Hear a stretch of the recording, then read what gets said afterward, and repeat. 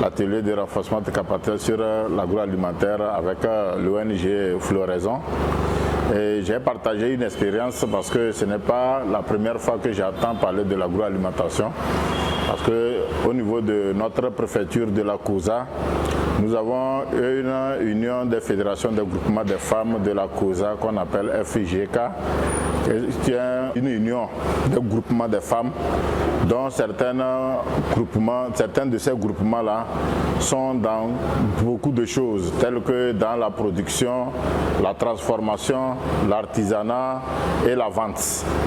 Lorsque je prends par exemple ces femmes, d'abord elles produisent, il y a des femmes, un groupement de femmes, 2 ou 3 groupements de femmes qui sont dans l'agriculture, du riz, du soja, et après elles vendent ce produit. D'autres femmes prennent ce produit pour transformer.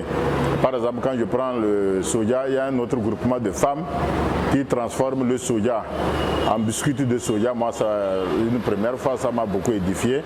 En fromage de soja, en beignet de soja, en viande de soja, en bouillie de soja. Il y a beaucoup de choses que le soja vraiment remporte. Et c'est la dernière fois, il a fallu que nous ayons des amis, des partenaires italiens qui ont voulu au moins voir le groupement des femmes de la COSA, qu'est-ce qu'elles font.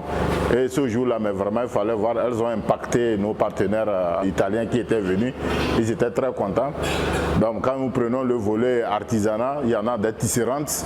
Elles font les pagnes traditionnelles, elles confectionnent les tenues hommes, dames, et puis tout est très bon. Il y a aussi d'autres femmes artisanes qui font le carrelage traditionnel. Ce carrelage traditionnel consiste à faire quoi? C'est des restes des pots en terre qu'elles transforment, elles cassent, et puis lorsqu'elles font un sol, mais quand vous voyez, c'est très magnifique. Et vraiment, c'est des produits, ça nous a beaucoup émerveillé.